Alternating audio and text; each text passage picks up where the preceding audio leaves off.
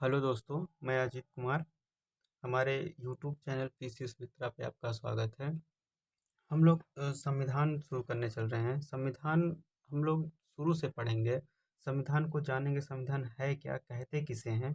तो चलिए हम लोग शुरू करते हैं संविधान। देखिए, संविधान दो शब्दों से मिलकर बना है। पहला सम प्लस विधान, सम और विधान। तो यहाँ सम का मतलब है समान या बराबर, और विधान का मतलब है नियम या कानून। अर्थात ऐसा नियम या कानून जो सबके लिए क्या हो, समान हो, जो सबके लिए समान हो, चाहे वो अमीर हो, गरीब हो, चाहे वो साधारण व्यक्ति हो या सरकार हो, कोई भी हो, सबके लिए समान हो। तो इस आधार पर हम संविधान की परिभाषा कह सकते हैं कि संविधान जो है, संविधान वह नियम या कानून है, कानून होता है जो किसी राज्य और व्यक्ति तथा व्यक्ति और व्यक्ति के बीच संबंधों को निश्चित करता है तथा सरकार के विभिन्न अंगों के बीच संबंधों को निश्चित करता है। अर्थात मतलब फिर से कह सकते हैं कि संविधान वह नियम या कानून होता है जो किसी राज्य और व्यक्ति तथा व्यक्ति और व्यक्ति के बीच संबंधों को निश्चित करता है तथा सरकार के विभिन्न अंगों के बीच संबंधों को निश्चित करता है। यहाँ सरकार की अगर हम विभिन्न अंगों की बात करें, सरकार के विभिन्न अंगों का मतलब क्या है, सरकार के विभिन्न अंग होते कौन कौन से हैं? तो सरकार के तीन अंग होते हैं। कौन? पहला विधायिका, विधायिका, कार्यपालिका और तीसरा न्यायपालिका, न्यायपालिका।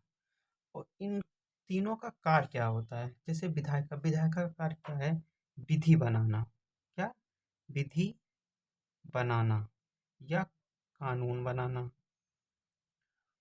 या क्या? कानून बनाना। और कार्यपालिका का जो कार्य होता है, इन्हीं विधियों और कानूनों को सही तरीके से समान समान रूप से लागू करना। क्या? लागू करना। इन्हीं विधि या कानूनों को समान रूप से क्या करना? लागू करना। और न्यायपालिका का जो कार्य होता है, इन्हीं विधियों कानूनों जो विधायिका बनाती है, कार्यपालिका लागू करती है, और न्यायपालिका का जो कार्य होता है वो इन्हीं विधियों और कानूनों को न्यायिक, क्या?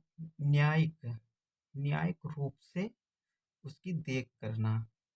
क्या करना? देख करना। अर्थात हम कह सकते हैं कि न्याय, क्या करना? न्याय करना। ये न्यायपालिका का कार्य होता है। अब हम इसके आगे चल के देखते हैं। देखिए दोस्तों, संविधान जो है, संविधान जो है वह, संविधान को अंग्रेजी में कॉन्स्टिट्यूशन कहते हैं। क्या कहते हैं? कॉन्स्टिट्यूशन कहते हैं। अब कॉन्स्टिट्यूशन आया, शब्द आया कहाँ से? तो ये आंग्ल शब्द। कहाँ से? आंग्ल शब्द। आंग्ल शब्द का कॉन्स्टिट्यूरे से, कॉन्स्टिट्यूरे से बना है। अब कॉन्स्टिट्यूरे शब्द का अर्थ क्या होता है? तो कॉन्स्टिट्यूरे शब्द का जो अर्थ होता है वह होता है शरीर,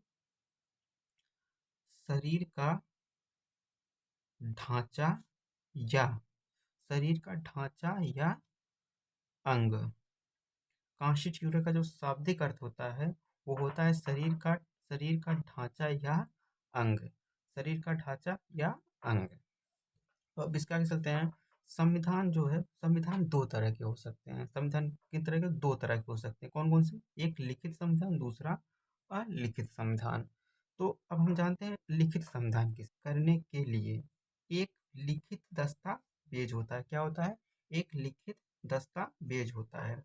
अगर हम बात करें विश्व की प्रथम लिखित संविधान किस देश का था, तो दोस्तों विश्व का प्रथम लिखित संविधान जो था वह किसका था? अमेरिका का था। विश्व का प्रथम लिखित संविधान अमेरिका का संविधान था। अमेरिका का संविधान जो है वह ये दोस्तों 1787 को बना था, और लागू हुआ था जो, वह 1789 को लागू हुआ था। 1789 को लागू हुआ था। और अमेरिका का संविधान को ही अमेरिका के संविधान को ही सबसे अमेरिका के संविधान को सबसे छोटा संविधान माना जाता है। सबसे क्या माना जाता है? सबसे छोटा संविधान माना जाता है, जिसमें केवल जिसमें केवल कितने 7 अनुच्छेद हैं, केवल 7 अनुच्छेद हैं। और अमेरिका के संविधान को ही सबसे विश्व का सबसे कठोर संविधान माना जाता है। क्या माना जाता है? सबसे कठोर संविधान माना जाता है। और यह विश्व का प्रथम प्रथम लोकतांत्रिक संविधान भी है। लोकतांत्रिक संविधान भी है। तो अमेरिका का संविधान क्या है? विश्व का प्रथम लिखित संविधान, जो 1787 को बना, 1789 को लागू हुआ। और ये विश्व का सबसे छोटा संविधान है, जिसमें केवल 7 अनुच्छेद हैं। और ये सबसे कठोर संविधान है विश्व का। और ये विश्व का प्रथम लोकतांत्रिक संविधान भी है। अब इसके आगे हम जानते हैं कि अलिखित संविधान किसे कहते हैं। दोस्तों, अलिखित संविधान ऐसा संविधान जिसका कोई लिखित दस्तावेज ना हो। कोई लिखित दस्तावेज ना हो, जैसे ब्रिटेन का संविधान। जैसे ब्रिटेन का संविधान। अब इसका अलिखित होने का कारण क्या है? तो दोस्तों, अलिखित होने का कारण है जो निरंतर निरंतर इसमें क्या होता है? परिवर्तन होता रहता है। परिवर्तन होता रहता है। अब परिवर्तन होता रहता है, जैसे ब्रिटेन का संविधान। अब ब्रिटेन का संविधान अलिखित होने का कारण क्या है? तो ब्रिटेन का संविधान जो है वो अलिखित होने का जो कारण है, यह जो है परंपराओं परंपराओं और रीत रिवाजों रीत रिवाजों पर रीत रिवाजों पर निर्भर रहता है। रीत रिवाजों पर निर्भर या रीत रिवाजों से बंधा है। अब अगर हम बात करें रीत रिवाजों की, तो जो ब्रिटेन का संविधान है, यह रीत रिवाजों परंपराओं से बंधा है। मतलब यहाँ आवश्यकता अनुसार क्या आवश्यकता अनुसार संसद कानून बनाकर उन्हें लागू करती है। कि जैसे कोई किसी चीज की आवश्यकता पड़ी, तो वहाँ की जो संसद, यही ब्रिटेन की संसद जो सर्वोच्च है, यही जो संविधान जो कानून बना देती है, यही जो कानून बना देती है, वही ब्रिटेन का क्या हो जाता है? संविधान मान लिया जाता है। वही ब्रिटेन का संविधान मान लिया जाता है। अब हम ब्रिटेन की बात ही कर रहे हैं, तो ब्रिटेन जो है ये विश्व का, अगर हम बात करें, ब्रिटेन ब्रिटेन जो है, या संविधान की हम बात करें, तो संविधान मतलब कहाँ से आया? तो विश्व में सर्वप्रथम, अगर हम बात करें सर्वप्रथम विश्व में सर्वप्रथम जो है संविधान, तो ये जो संविधान ब्रिटेन का ही संविधान है। किसका है? ब्रिटेन का ही संविधान है। इसलिए ब्रिटेन को ही ब्रिटेन को ही समस्त संविधान समस्त संविधान मतलब ब्रिटेन को ही विश्व के समस्त संविधान की जननी कहा जाता है। क्या? जननी माना जाता है। ब्रिटेन को ही समस्त विश्व के समस्त संविधान का जननी माना जाता है। तो ये हो गया अलिखित संविधान। तो आप लिखित और अलिखित संविधान को समझ चुके होंगे। तो हम अब आगे चलते हैं और जानते हैं भारत के संविधान की कुछ क्या विशेषताएं। भारत के संविधान की विशेषता क्या है? तो जैसे कि हम जानते हैं कि भारत का संविधान जो है विश्व का सबसे बड़ा संविधान है। क्या है? विश्व का सबसे बड़ा लिखित संविधान माना जाता है। भारत का संविधान जो है वो विश्व का सबसे बड़ा लिखित संविधान माना जाता है। अब इसके बड़ा होने का कारण क्या है? तो बड़ा होने का कारण पहले तो ये है कि भारत जो है जब आजाद हुआ था, तो विभिन्न क्या ये विभिन्न जो है वर्गों और धर्मों विभिन्न वर्गों और धर्मों में बांटा गया था। विभिन्न वर्गों और धर्मों में बांटा गया था।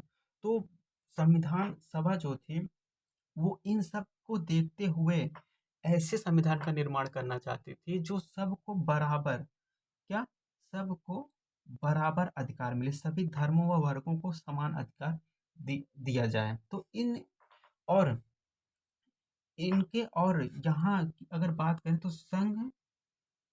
संघ और संघ और राज्य संघ और राज्य के बीच संघ और राज्य के बीच संबंधों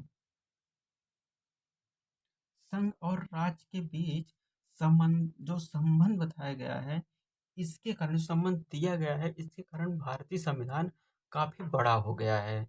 क्योंकि दोनों को अधिकार दिया गया है, तो कहीं कहीं जो अधिकार है, कुछ अधिकार राज्य को भी दिया गया है, कुछ अधिकार संघ को भी दिया गया है। इस कारण इनके बीच जो संबंध स्थापित किए गए हैं, इसी के चलते अब इसके बाद अगर हम बात करें तो भारतीय संविधान एक संविधान सभा द्वारा तैयार किया गया था। जो भारतीय संविधान था, वह एक संविधान सभा द्वारा तैयार किया गया था। फिर अगर हम आगे चलते हैं तो यहाँ पाते हैं कि भारत का संविधान लचीला व कठोर दोनों का क्या है, समन्वय है। अब यहाँ हम लचीला और कठोर की अगर हम बात करें तो जो संविधान सभा थी, उनका मानना ये था कि भारत का संविधान जो है वो ना तो बहुत ज़्यादा कठोर होना चाहिए और ना ही लचीला होना चाहिए। जैसे पंडित नेहरू ने कहा है पंडित नेहरू जी ने कहा है कि हम भारत के संविधान को हम भारत के संविधान को इतना कठोर नहीं बनाना चाहते हैं कि उसमें संशोधन ना हो, और हम भारत के संविधान को इतना लचीला भी नहीं बनाना चाहते कि उसमें आसानी से संशोधन हो जाए। तो इन सब को देखते हुए ही भारत के संविधान को लचीला व कठोर बनाया गया। अब यहाँ अगर हम लचीले की बात करें तो लचीला संविधान वह संविधान होता है जिसमें साधारण जिसमें बहुमत से संशोधन किया जा सके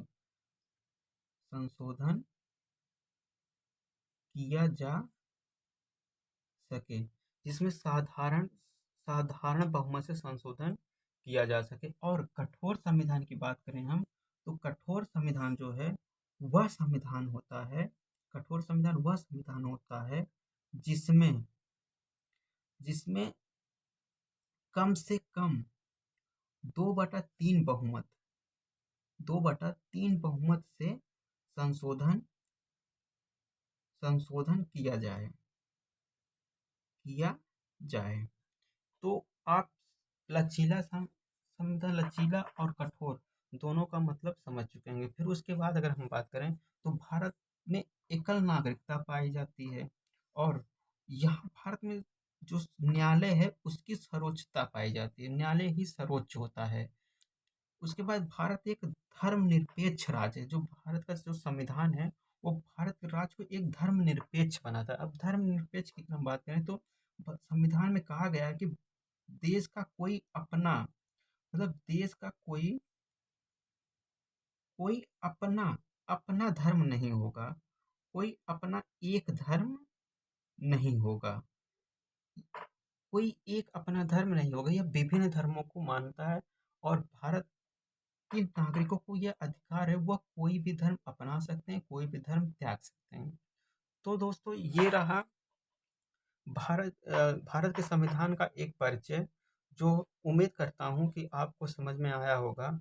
और अगर आपको ये वीडियो अच्छा लगा तो आप इसको लाइक करिए और हमारे चैनल को सब्सक्राइब करिए। फिर हम आपसे मिलेंगे अगले वीडियो में।